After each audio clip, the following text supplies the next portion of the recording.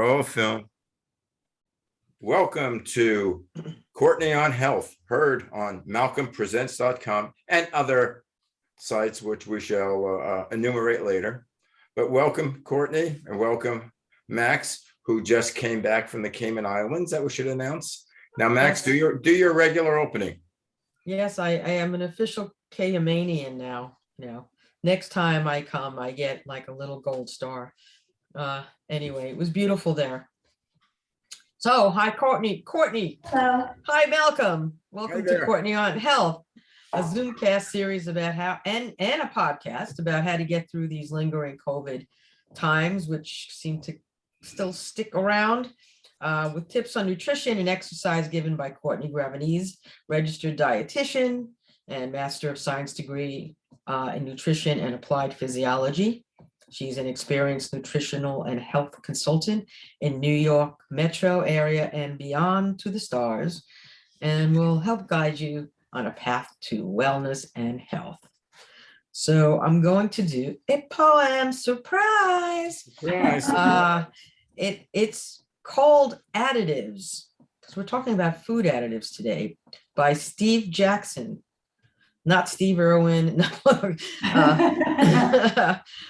So here we go. Food has to look brand new. What would it look like without? Has to be colorful too, to give its appeal some clout. The food additives they put in all have a reason. When you open the tin, it looks like it's just in season.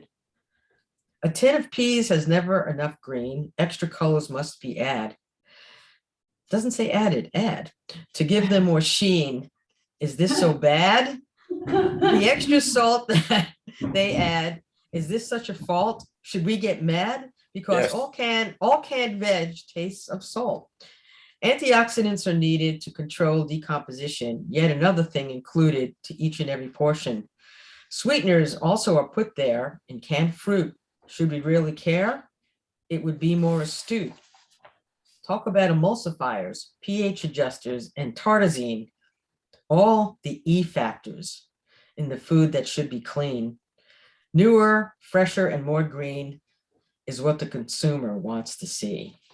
So, have you ever wondered what those food additive numbers in the ingredients list on your food packaging meant and what they were really doing to your body? According to an article in theconversation.com/food, the lining of our gastrointestinal tract has one of the toughest jobs around. It must allow fluid and nutrients to be absorbed from our diet, while also acting as a barrier to prevent the invasion of toxins and harmful bacteria into our bodies. So today, Courtney will give us some great information about common food additives and how they affect our bodies. So you realize if we knew what we ate, I don't think we would eat anything. Right. There's so much stuff in there. So Courtney, what do we need to know about common food additives, and Sure. How do we get through that? Yeah, well, I will say we always talk about this, but if we ate, if we all try every day to eat closer to what we talk about all the time, which is, as less processed as possible, more vegetables, more fruits, more unprocessed, meats and fish and beans and things like that, this would be less of an issue, but we're imperfect, right? And we're also realistic.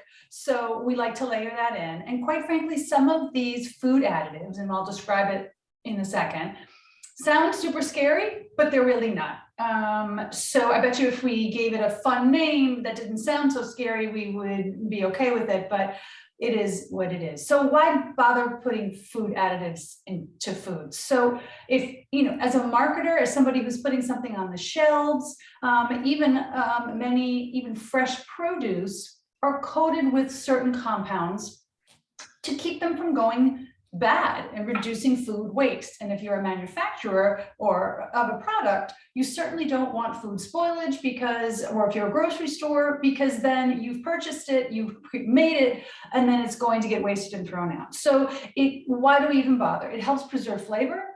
It helps preserve texture of foods to keep things from sort of falling apart and getting mushy. It helps with the appearance. It boosts taste sometimes. So there's many factors why, when I say we, I mean as a country and as a universe, we add some of these compounds to our foods.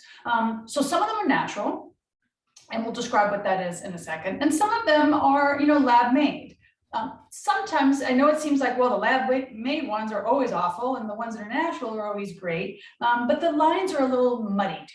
So hopefully we can work our way through some of that. The common denominator in all of these is that not always, but when we have these additives in our foods, more often than not, it's in more processed foods. But I will say that they can be found in minimally processed foods, all the way up to ultra processed foods, in plant-based foods, and as well as animal-based foods. So there really doesn't seem to be a place to hide when it comes to a lot of these additives, unless you're truly eating close to the ground, as minimally processed as possible.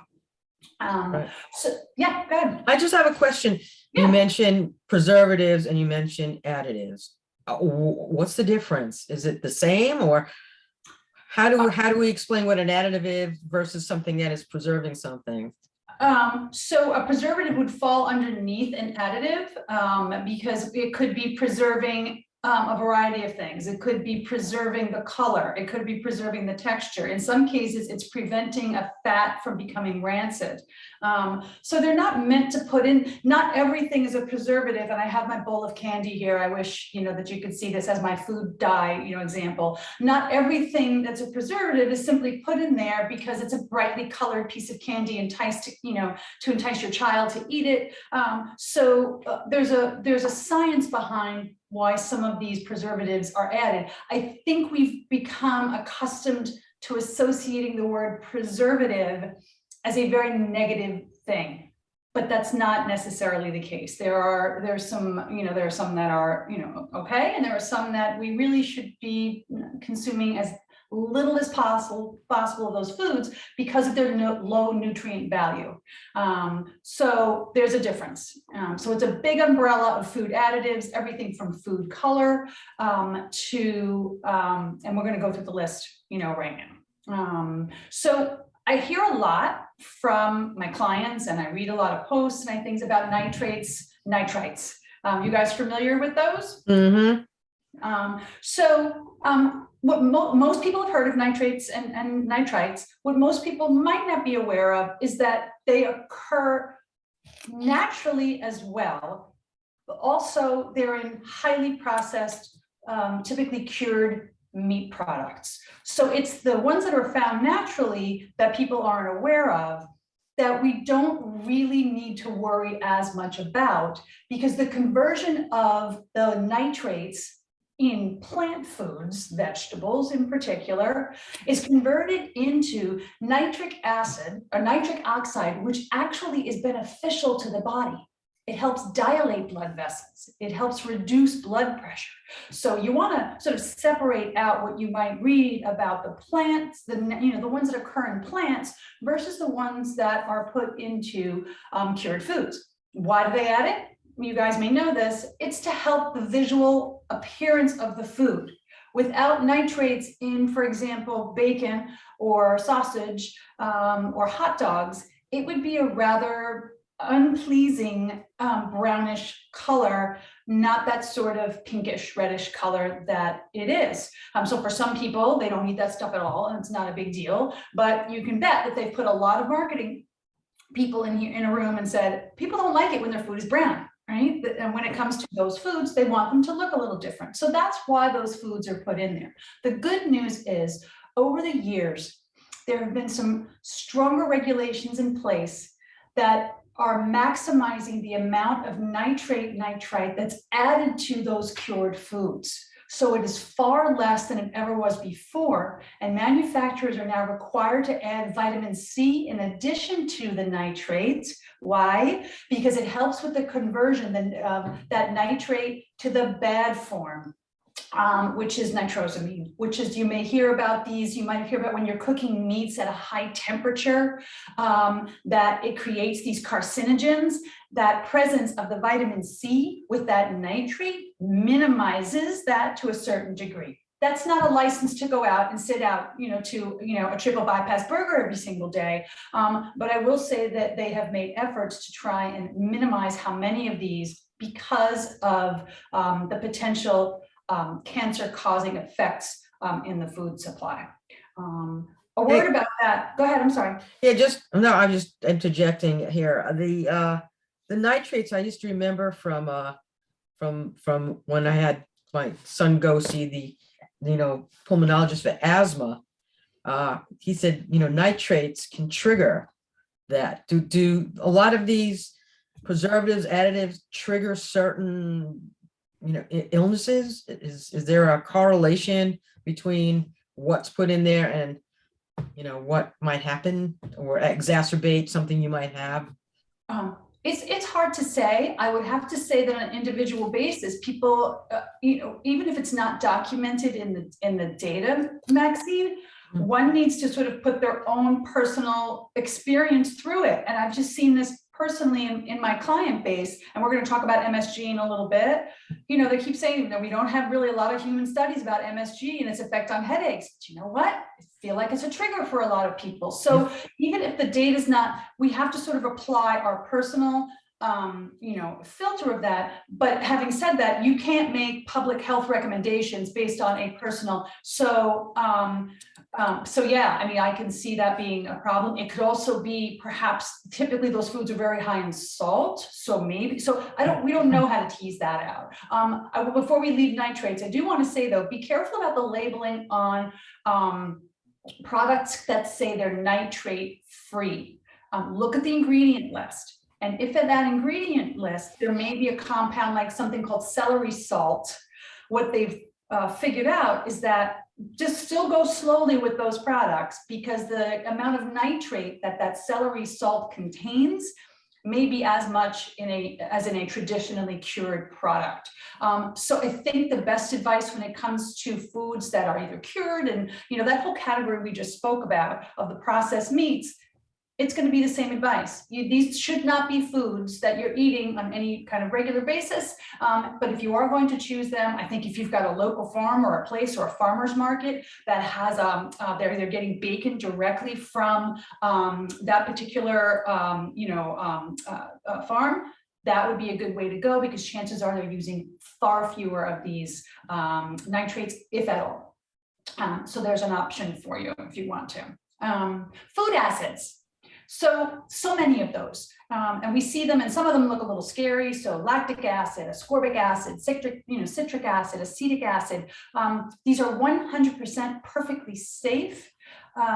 They are typically used as an antioxidant, so to prevent the oxidation of foods. So when they're used as an antioxidant, it's not meant to necessarily bolster the antioxidant capacity of that food. It's really meant to keep it from browning and things like that, or to preserve a flavor. So for example, lactic acid, you might see that in soured milk, kefir, yogurt, sour cream. That's that sour milk flavor that you'll have. Ascorbic acid is quite frankly just vitamin C. Why they just don't say vitamin C on the label, I have no idea, but that's all that is. Acetic acid is just vinegar. So they're used for a specific purpose, to typically keep a color and prevent that oxidation of that food. Again, you want it to stay on the shelf a little bit longer and not expire and not go badly, but even something as perfectly healthful as a yogurt, you may see has, for example, some lactic acid in it. Tocopherols, that sounds like a weird one to me. Like that sounds like, what do I really want a tocopherol in my food? Do you guys know what that is? It sounds so weird. I wouldn't even know what to say. What is that? What is that? I need to get a marketing person on here. I'm going to really work on that. It's vitamin E. In most cases, it's just vitamin E. So why they just don't say on there, well, it's the source of vitamin E. The good news is vitamin E has quickly become the compound in like cereals, grain products, things like that, to prevent oils and fats from becoming rancid. So you'll taste, sometimes there'll be a very off flavor if you don't have some type of tocopherol in there. What used to be used on a more regular basis was something called BHT and BHA. There's a chemical name for it, it's butylated hydroxytoluene, it's very long. The fact that they're using tocopherols now, as opposed to that, is a really big step in the right direction. BHT and BHA are still considered safe, generally regarded as safe, but there's been some questionable animal studies that seem to lead to the fact that it might be a carcinogen. But a bigger issue, because a lot of the cereals had that BHA, is that they're looking at them as being endocrine disruptors. So think anything that's going to alter the reproductive system. And since kiddos are the biggest consumers of cereal, you can see how that was problematic, and that it's a great move in the right direction to replace it with something like these tocopherols, which do the same job. So gums, not chewing gum, but this is a big category of food, of additives that are used for a variety of things. They're emulsifiers. You mentioned those, Maxine, before. They are used as thickeners. They are used to improve texture. So think locust bean, xanthan gum, guar gum, agar. The one that seems to be a little bit of negative limelight right now would be carrageenan. But they're all perfectly safe, although they sound bizarre. They're derived from natural food sources, so different beans, different plants. In the case of carrageenan, seaweed, and used to really, if you think about it, keep foods from separating out. Can you find foods that don't have any of these gums in them? Of course you can. You just have to get used to sort of, blending things up on your own. But I do have to ask, like things like salad dressing. If you guys, do you buy your own salad dressing? Do you make your own salad dressing? I use different vinegars with oil. Yeah. And garlic and lemon. So Yeah. The answer is no, I don't buy them. I try to stay away.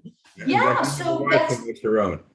Yeah, see, one of the best ways. I mean, so typically, the reason why I bring the salad dressings up is it's typically something found in salad dressings to keep things from separating out. And the ones that are separated, that you have to give a good shake to, Newman's comes to mind. I have to ask myself, why would you not just make it's so simple to make your own salad dressing. But anyway, my point being, their purpose is to keep things sort of in that steady state, in the words emulsified, so that if it's on a shelf, it doesn't look off, because if you're thinking about it, foods that are separated don't look visually appealing to some people. I couldn't care less, but that's one of the reasons why they're used. They are all perfectly safe. If you have an issue with carrageenan, and some people strongly believe that that it's a source of inflammation in the body.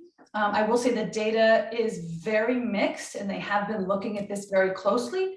If you don't want it, there are other options, but know that even in an organic product, even though carrageenan is not permitted in organic products, and there is a gum, there will be some kind of gum in there. Typically, it's either going to be agar or guar that's in there, but there's some kind of gum holding that in suspension. Yeah, Courtney, I just thought of a great adjunct to your business. You should have something where people ask you, they tell you the ingredients of a certain package they're about to buy. You can do that on the internet. You think so? Where they're a member of the club, the Courtney Healthy Eating Club. Courtney Health Club, download the information. And what they do, because there's so many things that, I guess as a senior citizen, I don't remember. I remember you talking about that, but I'll read the label. I'll say, what did Courtney think about that? But there's so many things to eat. The only thing that right now that I know that I eat that has nothing in there, which I do, grape nuts for breakfast. Yeah. When I see it just has grape nuts. My kids hate it because it doesn't taste good. I think it tastes good. It has that nice chewy, crunchy taste. Which I love them. Again, I'm perplexed by the name though, right? Because it's not a nut and it's not a grape, but it's okay. That's what they named it. And it's like. and the only thing it has is grape nuts. It doesn't have anything else in it. I know. So But what is grape nuts? What's in grape nuts? it's barley. So Right, it's grape. It's yeah, a cereal. yeah, I know, but I mean, there's no grape and there's no nuts, but there's barley and, you know, other things that, And yeah, and that's it. It's super high in fiber. It's like 7 grams per serving. Yeah, it's great. I mean, and it's simple ingredients. And I think No people like additives, that. and I have the 1% fat milk or the other milks. yeah, well, I actually do like grape nuts. I haven't bought it in a while, but for a while you couldn't get grape nuts during the pandemic. Do you know that? It was Did something, read something about it that. was a scarcity of grape nuts, and some people are going, oh, well. You know, it was like, and other people who, it was kind of funny. It was But they're very funny. expensive in comparison to the other cereals that have all the junk in it. Yeah, well, you Now, know, we like Maxine, junk. if there were a shortage of wine, there would truly be an outcry for that. But the grape nuts, I don't know. Oh, The grape definitely. nuts, there was an outcry of grape nut fans who were like, where's the grape nuts? I I don't like know. them. Yeah, I'm me a too. fan. I am a fan. That's good. But So anyway, what's the deal? Let's get off. We're kind of trailing off here, but I'm very I'm very interested in the MSG question. Yeah. I know I always remember, you know, that you ask sometimes in an Asian restaurant, you know, back in the old days in Brooklyn, you know, no MSG, you'd say no MSG. A Right. friend of mine's mom would break out and get headaches and you know, it was a question like, what is this, and is this real? Is this a problem? So what's the deal with MSG? Well, if you had asked back in like 70s, or I would say even the 80s, it would be, oh my gosh, it's hard. Every menu or label at an Asian restaurant, like you said, would say, you know, no MSG, made with no MSG, MSG free. And flash forward now, and we still need more. I think we need a little more research about it. They're sort of turning their thoughts on, was it really the MSG that caused the headaches? It wasn't just headaches that was linked to it. It was sort of a syndrome of this tingling in the arm, neck, back of the shoulder that some people were complaining of. When you really look through the data, and I would love to do an entire MSG one, we won't do it today, because the more you sort of peel back that onion about really combing through the research, you might learn that, well, the studies on that really were done in a very small population of people, or they were mostly done in mice with 4 stomachs. We don't have 4 stomachs as humans. So it's a little questionable in terms of, was that really the best message to get out there? This entire time, MSG has still been considered generally regarded as safe. But having said that, by the way, it stands for monosodium glutamate. For those of you who are not familiar with it, it occurs naturally, and it also is man-made in a lab. It is the salt form of a non-essential amino acid called glutamate. So keep in mind that it does occur naturally in foods. It's not just derived. It's been around since the early 1900s. Certainly starting in other countries, and then you know, making its way over to the United States. So it originally started from a seaweed source, and now we use things like starches to create MSG as well. So those of you, you might know Accent. Do you guys know that? You guys might Accent. They use that on steak a lot, and a lot of steak places use it. They still use it. Yeah. So it creates that umami, savory, extra oomph, that yummy flavor that's sort of considered the you know, sort of the 5th taste. So even if we don't have incredible data to suggest that, Simba's on the scene again, so give a look out. Hang on. Hey, Simba. I'm not sure we're ready as a health community to say it's absolutely fine. Let's go back to adding it to all our foods again. for the one reason that it's already in a lot of foods that we aren't even aware of. And I want to say this to people who like struggle with migraines or headaches. And you have to sort of do your own experiment with it. And that is look for the ingredients, even if it doesn't say MSG in the ingredients list. And by law, it has to say if it's included. Sometimes it is marketed as a different source of it. So just the glutamate version of it, and I know this is like a science lesson here, you want to look for things like brewer's yeast, maltodextrin, hydrolyzed protein, hydrolyzed yeast. And these are just a handful of names. Why do you want to draw your attention to those? Again, this is particularly for people who have either suffering from these symptoms, that tingling that they might experience after eating a certain food, or really struggling with migraines. Look to see if the ingredients contain any of those compounds I just mentioned. Why? Because they behave just like MSG does, because it's a type of MSG. So we get sort of caught up in just that label. We need to look a little bit past that. So I think that's really important, again, particularly for people who are suffering from headaches and migraines. I know those are two separate things. Because if you're suffering and you're trying to figure this out, and it's like, wait a minute, I'm not having any foods with MSG in it, what gives?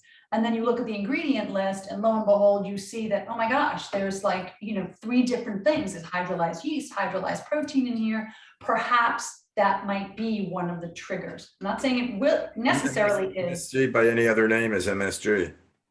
I have a question. You might not know. Yeah, sure. A scientific question. Why do they test things on rats or different species when they have a different body type or reaction to certain drugs than humans do? I could see them testing on apes or something that's really akin to what development from what a person is. But why on rats and rabbits and different things which have no relationship to us? Because they eat things that we could never eat. You're right. There are certain. The short answer is it's close enough, and it gives the scientists and researchers a decent picture of what's going on. This 4-stomach thing in rats was particularly an issue with the MSG studies, Malcolm, because the issues they were seeing in rats were directly related to the 4-stomach. So that's why it kept coming up, because it's like, well, wait a minute, all the issues are related to the 4-stomach. We don't have those. But when in terms of other physiologic components, it's a great place to start. And could you imagine the outcry if we start researching on apes? Good Lord. I mean, it's like, that'll never happen. So it won't go over well. Yeah. So, you have to, I know people are completely against, and listen, it's a very polarized issue. I think for things like shampoos and toothpaste and things that have been tested before, do we really need to retest on, I don't know if we're going to gather any more illuminating data to retest again. But for things like cancer drugs, medications, where this is like a brand new thing, you kind of have to start there, because we need to be able to eventually move it up to human studies. But we're digressing. But that's sort of the issue specifically with the MSG. So, look for those. I think a lot of restaurants will probably continue to not necessarily add it, as a additional salt to their foods. But keep in mind that some condiments, like we just said, might already have a small amount in there.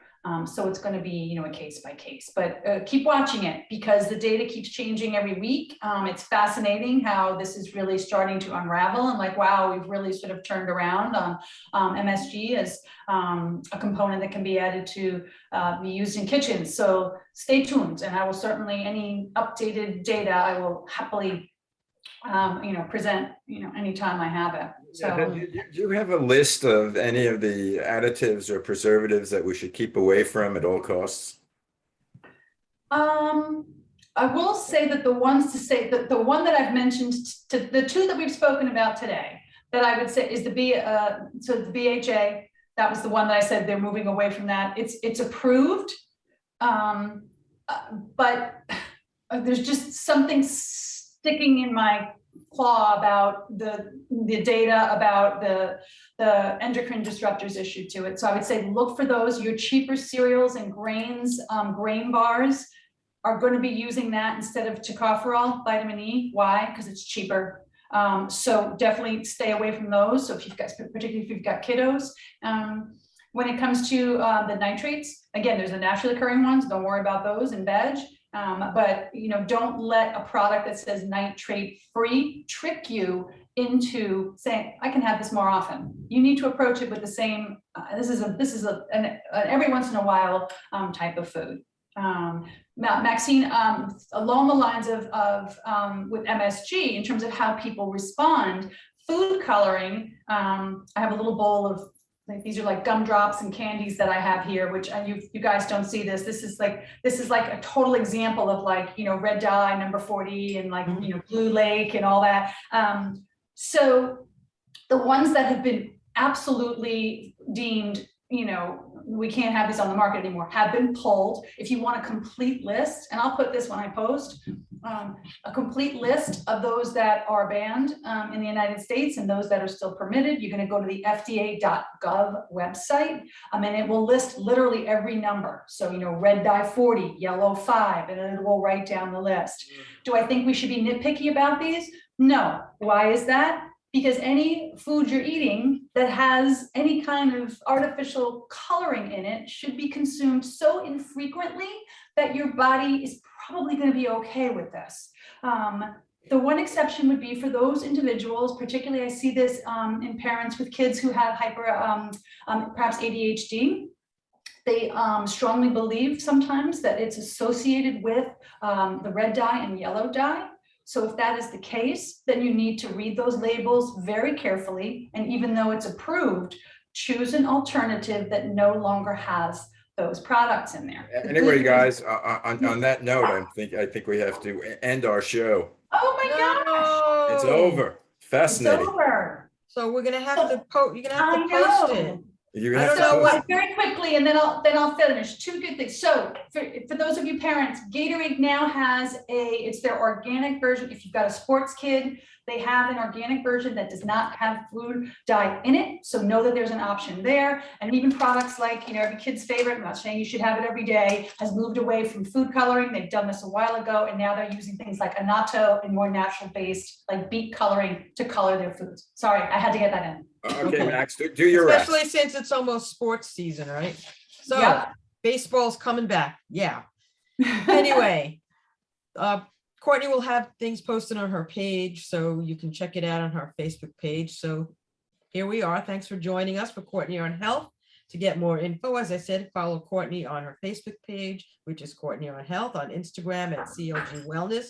Visit her website, CourtneyGravities.com. For more shows, go to MalcolmPresents.com and theManyShadesOfGreen.com. This is Courtney on Health, Smart Sound Nutrition, Strong, Safe Fitness, and we'll catch you next time. Ta-ta. Bye. Ta-ta.